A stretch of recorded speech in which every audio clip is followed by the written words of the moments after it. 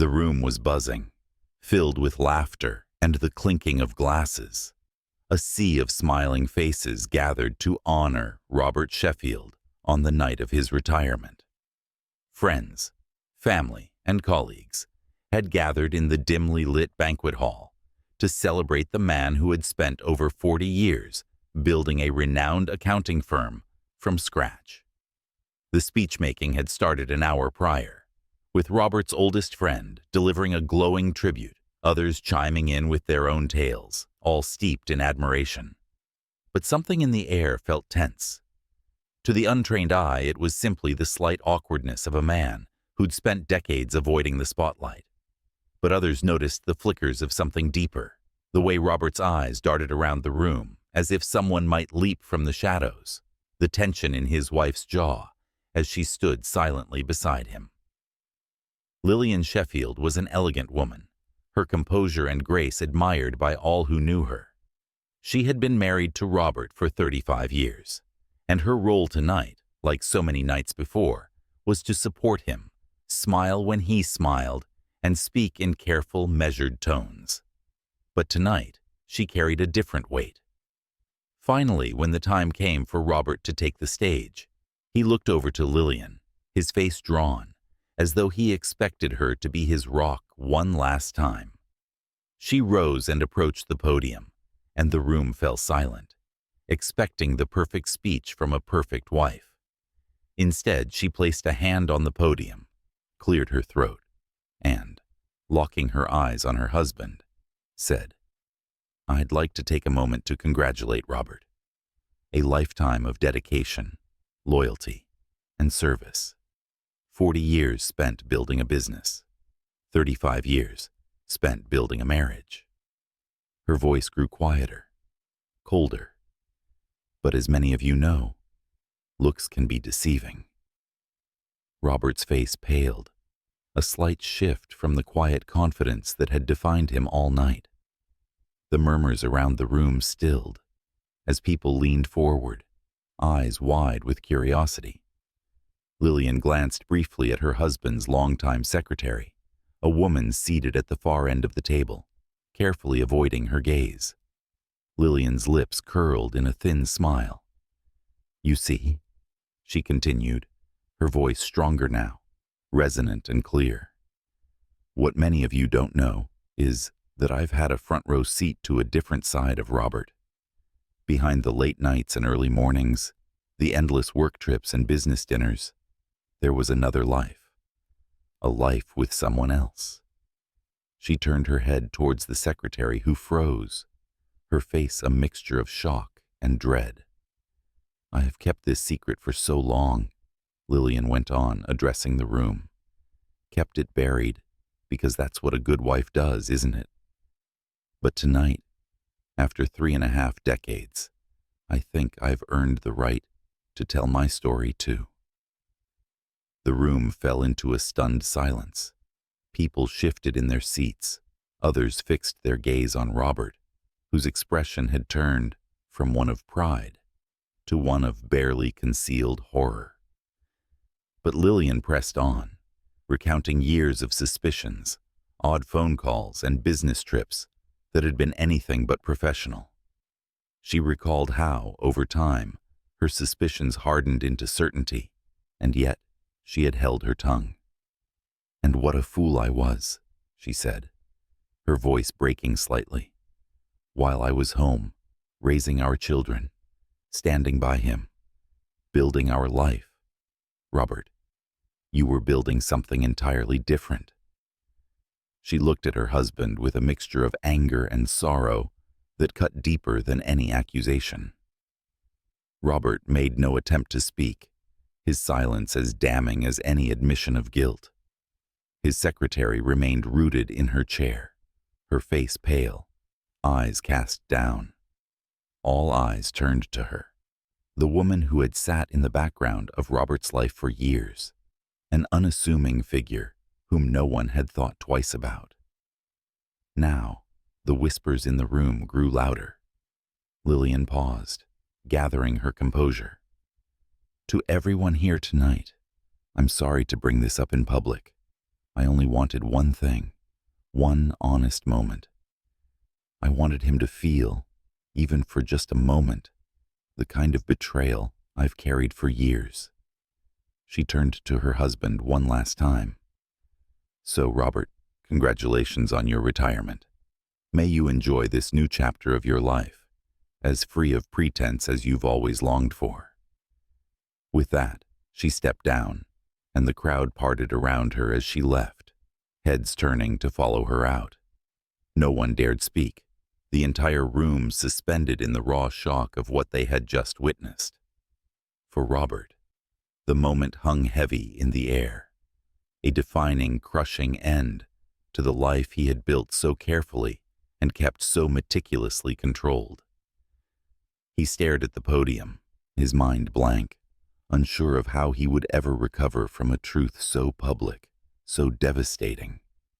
His legacy, a life's work, lay shattered beneath the weight of secrets he could no longer bury. As the door swung shut behind Lillian, the silence in the banquet hall became almost unbearable.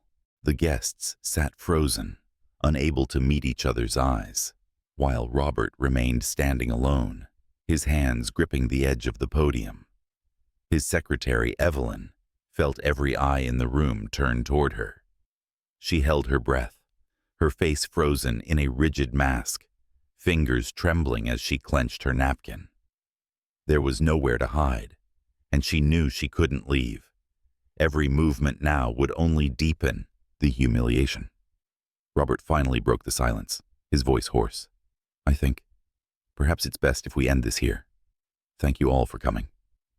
His words fell like stones in the stillness. No one moved. After all the speeches, all the adulation, it was as though the entire celebration had turned into a funeral, and he stood at its center, stripped of everything he thought he could control. One by one, people started to rise, a few murmuring awkward goodbyes, others muttering amongst themselves as they glanced back at him with pity, disappointment, or worse, judgment. Some old friends from his company looked away in disgust, while the younger employees looked on in open fascination, whispering about how they'd never suspected. After most of the guests had filed out, Robert looked across the table at Evelyn, who sat motionless, still staring down, her lips thin and pale. He made a slight motion with his hand, beckoning her to follow him to a corner of the room. She hesitated, but as the last of the guests trickled out, she rose, clutching her purse, and walked toward him. The two stood in silence, both too dazed to speak, yet each waiting for the other to break it. Finally, Evelyn, unable to bear the tension any longer, whispered, Robert, I didn't know she would. I thought she'd never. But Robert cut her off, his voice barely above a whisper, sharp with resentment. You thought she'd never find out. Is that it? Evelyn's eyes widened. Robert, you promised me. You told me you'd. I told you what you wanted to hear, he snapped. The veneer of charm that had always smoothed over his affairs, his troubles, now cracked, leaving something cold and bitter beneath. What did you think? That she'd go on forever, pretending? I never planned for any of this to end like this. He shook his head, his gaze distant. God, my reputation, my career, gone. A bitter silence followed, broken only by the rustle of Evelyn's purse as she nervously adjusted its strap. She knew, with an aching certainty, that whatever promises Robert had once made to her were meaningless now. The affair that had been her entire life for the past 20 years had become nothing but a mistake, something that Robert would bury alongside everything else he now risked losing. With a stiff nod, Evelyn straightened, unwilling to let herself sink further into his bitterness. I'll be leaving, Robert, she said, her voice as cold as his had been. She turned without another word and walked out, her footsteps echoing in the empty hall. Robert didn't watch her go. He couldn't. Her departure was inevitable, as inevitable as the collapse of the life he had so carefully constructed. He knew he would never see her again. As he stood alone in the empty banquet hall, the weight of the years bore down on him, pressing him into the silence. The speeches, the applause, the adoring faces, all a blur now, swept away in a single moment. He could almost hear Lillian's words still reverberating in the room, each syllable tearing down the illusions he'd clung to. He knew, even in that numb haze, that when he went home tonight, the house would feel like a tomb. Lillian would be gone. She'd made her choice. His family would know by morning. And as for his business, his friends, he could already feel their judgment closing in, every bridge burned before he'd even taken a step across it. For the first time in his life, Robert Sheffield felt the vast emptiness that lay at the heart of all he had done, all he had sacrificed. He realized now, too late, that the applause and admiration had never been enough to fill it. With nothing left but his name, he wondered if even that was worth anything anymore. As he walked slowly to the door, his footsteps echoed in the silent hall, a haunting reminder of a life that, like the room behind him, now lay empty and dark. The drive home was a blur for Robert, each turn of the wheel weighed down by the silence that filled the empty car. The streets, empty and cold in the early hours, seemed as hollow as he felt. Pulling into his driveway, he saw no lights on in the house, a stark finality settling over him. Lillian hadn't left him a note or a message, nothing to indicate where she'd gone, or when, or even if she would return. All he had was her silence and the words she'd left him with, a lifetime of betrayal wrapped in quiet fury. Inside, the house felt alien, rooms filled with memories now reeking of bitter irony.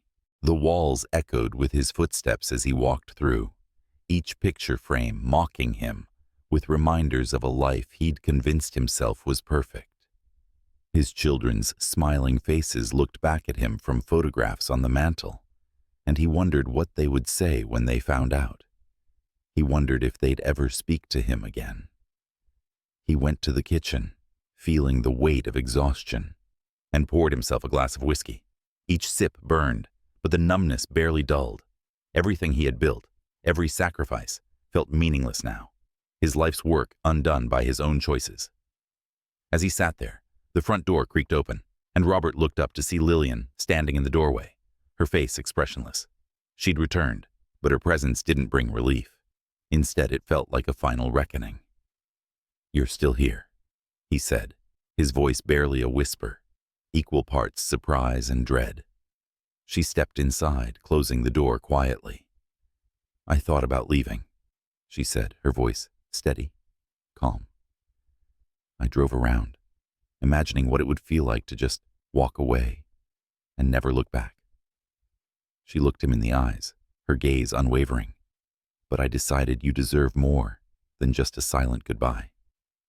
Robert swallowed, his throat dry. "Lillian, No." She cut him off, her voice sharp. "No excuses, no explanations. I don't want to hear your justifications, Robert." She took a slow breath, letting the anger bleed into sadness. "I loved you. I believed in you for so many years. Thought I was the one at fault for not understanding your long hours, your distant gaze. I built my life around you and thought that maybe I wasn't good enough, that maybe that's why you kept drifting further away." Her words struck him like a physical blow, each one a reminder of the countless lies he'd told, the trust he'd broken with each false reassurance. He tried to look away, but she held his gaze, refusing to let him hide.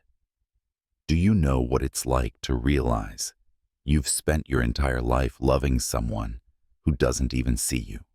she asked, her voice breaking, her composure slipping. "Do you know what it's like to wonder if every kiss, every smile, every moment was just pretense?